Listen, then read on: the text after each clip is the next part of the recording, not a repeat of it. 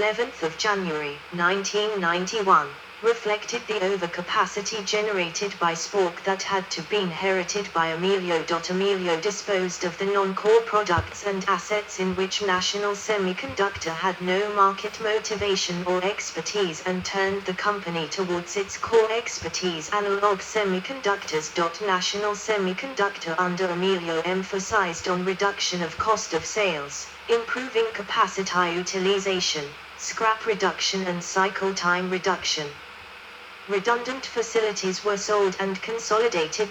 With the progress of restructuring, National Semiconductor increased revenues each year. In 1994, National Semiconductor under Emilio posted record net revenues of $2.29 billion. It was also a time when semiconductor companies had regained market leadership. Emilio introduced benchmarking to evaluate productivity, restructured marketing strategies and reorganized management by introducing modern management practices and workplace environments. Emilio divided products into two divisions: Standard Products Group, which comprised low-margin, logic and memory chips; commodity products, which were more susceptible to cyclical demands and through which National Semiconductor had matured; and Communications and Computing Group, which comprised high-margin, value-added analog and mixed-signal chips. Emilio's division of products seemed to prepare National Semiconductor for the eventual disposal of low-margin commodity products, which came to fruition later with the sale of a reconstituted Fairchild. National Semiconductor under Emilio chose to build a brand new 8-inch, 200mm, wafer fabrication plant in South Portland, Maine. It chose to divest itself of its then somewhat new plant in Migdal HaEmek, Israel, which became Tower Semiconductor. In 1995, Emilio was elected as the chairman of the board of directors of National Semiconductor. In 1996, Emilio accepted an invitation from Apple Computer, a customer of National Semiconductor, to join its board of directors.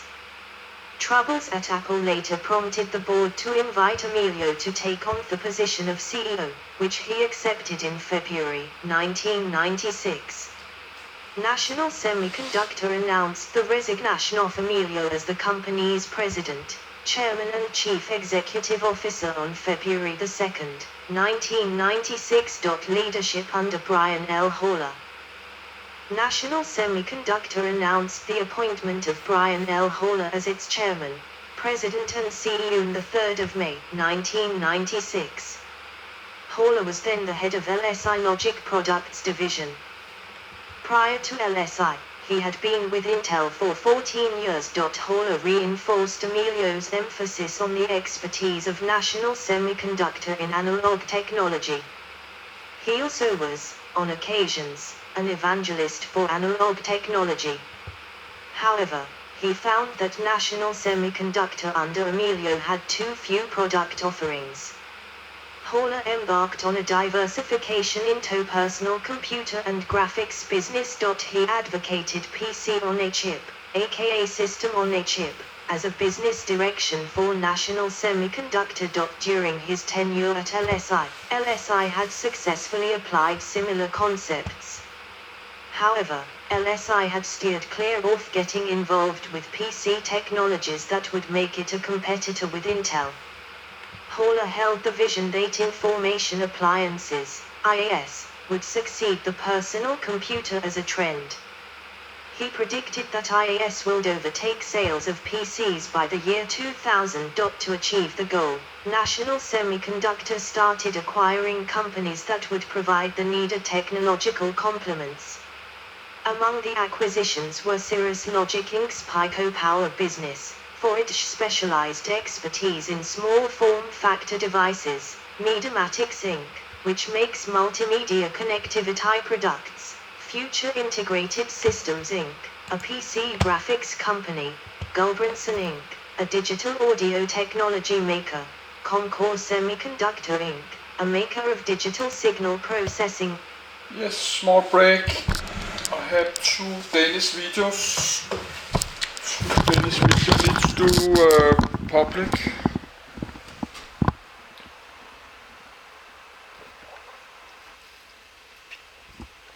No, I like to read about this. I never tried this. So we just keep next this all this 4-bit, 8-bit computing there. I like to go to read all about this into. Yes, we have to close doors and windows, of course. This voice is very loud, and I need the shaving and the shower, but I think we should record more. When the power is low, I can take a break like 1 hour.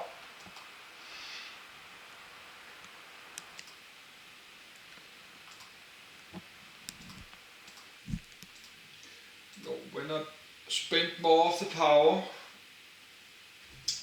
I could go to get a shaving and a shower, and then charge the camcorder. And not take a break 1 hour, because that's too long time.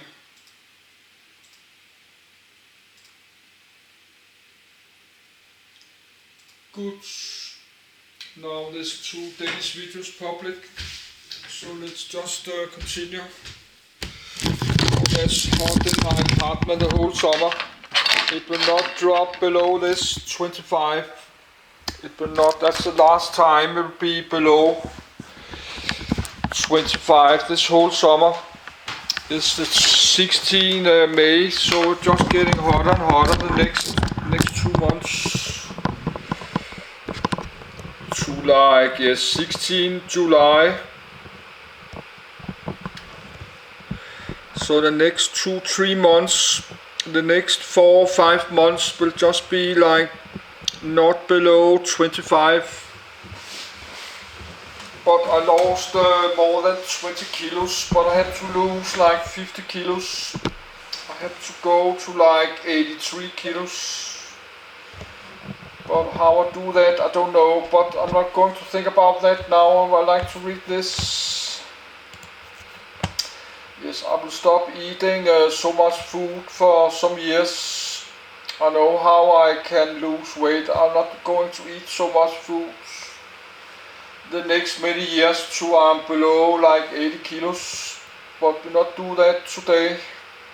For Lance, Cyrix, the maker of Intel x86 clones. On the 11th of March, 1997, National Semiconductor Corporation announced the US $550 million sale of R constituted Fairchild to the management of Fairchild with the backing of Sterling LLC, a unit of Citicorp Venture Capital. Fairchild carried with it what was mostly the Standard Products Group previously aggregated by Emilio. Incidentally, the effective price of acquisition of Cyrix was also US $550 million. On the 17th of November, 1997, National Semiconductor and Cyrix announced the merger of the companies. Cyrix would become an autonomous wholly owned subsidiary. Hawler had earlier emphasized that National was after the low-end CPU market as part of the system-on-a-chip pursuit and therefore would not place emphasis on Cyrix's current development of high-end 6x86MX design. However, Cyrix later announced that its merger with National Semiconductor would not change its development or marketing plans. The acquisition of an independent-minded Cyrix subsequently turned National Semiconductor from a collaborator into a competitor with Intel. National lost its business with Intel. Intel reinstated the relationship after the sale of Cyrix. The acquisition of Cyrix also carried with it a business obligation to use the IBM Microelectronics division to fabricate the Cyrix chips, as well as technical constraint to do the same, while National Semiconductor had plans to transfer their fabrication to its South Portland fab. National incurred huge losses in its processor business and announced the sale of Cyrix to VIA in 1999. In 1999, National Semiconductor also put out feelers for selling, if not the whole, then a majority stake of its fabrication plant in South Portland, Maine. However, that did not come to fruition. On the 28th of June, 2000, National Semiconductor and TSMC Taiwan signed an agreement that would allow transfer of advanced fabrication technologies from TSMC to the National Semiconductor Fabrication Plant in South Portland, Maine. 14-15, on the 11th of March, 2009, National announced plans to close its assembly and test plant in Suzhou, China, and its wafer fabrication plant in Arlington, Texas. 16. On the 9th of October, 2009, Brian Holler announced his retirement as National CEO. He remains executive chairman. The company promoted Don McLeod, who had previously served as the company's president and chief operating officer, to CEO. Leadership under Donald McLeod. Don McLeod became National Semiconductor's chief executive officer on the 30th of November, 2009. He was named chairman of the board on the 31st of May, 2010. Acquisition by Texas Instruments. On the 4th of April, 2011, Texas Instruments announced that it had agreed to buy National Semiconductor for $6.5 billion in cash. Texas Instruments paid $25 per share of National Semiconductor stock, an 80% premium over the 4th of April, 2011, closing share price of $14.07. The deal made Texas Instruments one of the world's largest makers of analog technology components. 17. On the 19th of September, 2011, the Chinese minister approved the merger, the last one needed.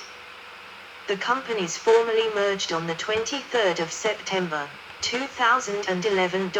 18. Manufacturing locations. History of manufacturing locations. Saya comments 1967 test operations started in Hong Kong. 1969 manufacturing operations started in Greenock, Scotland, Fürstenfeldbruck, Germany, and Singapore. Acquired lead frame manufacturer Dynacraft. 1972 assembly and test operations started in the two Malaysia states of Malacca and Penang. 1975 final manufacturing operations were started in Bangkok, Thailand and Bandung, Indonesia. 1976 assembly and test operations started in Manila, Philippines. 1976 started its first, then state-of-the-art 4-inch wafer fabrication operation in West Jordan, a suburb of Salt Lake City, Utah. 1979 opened its assembly plant for high-reliability components used in aerospace applications in Tucson, Arizona. 1985 6-inch wafer fabrication operation started in Arlington, Texas. 1987 acquired Fairchild Semiconductor Corporation from Schlumberger. Inherited facilities housing Fairchild sheet quarters and wafer fabrication operations in South Portland, Maine. 1989 facilities in Danbury, Connecticut closed. 1990 consolidated Singapore manufacturing operations in Bukit-Merah district into Fairchild's Topeo facilities. 1990 sold Fairchild facilities at Puyallup, Washington to Matsushita Electric Industrial Company. 1992 closed assembly operations in Tucson, Arizona. Retained the site as a design center. 1995 sold Dynacraft, with locations in Santa Clara, California, Murrysville, Pennsylvania, and Penang, Malaysia, to Qasem Enterprises, the semiconductor division of Malaysia Pacific Industries. 1996 the construction of a $932 million 8-inch fabrication plant started in a location abutting former Fairchild facilities in South Portland. 1997 8-inch wafer fabrication operations became fully functional. 1997 National Semiconductor executives led by Kirk Pond, who was also an executive of the former Fairchild, acquired funding to buy a reconstituted Fairchild Semiconductor for $550 million. The reconstitution was characterized by the new Fairchild being allotted the formerly National Semiconductor locations at Penang, Malaysia, Cebu, Philippines, West Jordan / Salt Lake City, Utah, while National retained the formerly Fairchild location of Tokyo, Singapore.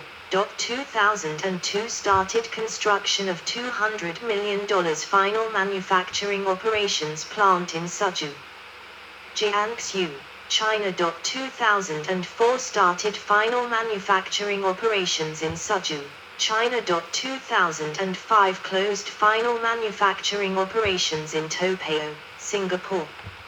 Transferred all manufacturing operations to Malacca, Malaysia and Suzhou, China. 2009 closed final manufacturing operations in Suzhou, China and wafer fabrication plant in Arlington, Texas. Transferred all final manufacturing operations to Malacca, Malaysia and wafer fabrication to South Portland, Maine and Greenock, Scotland. 2011 acquired by Texas Instruments on the 23rd of September 2011.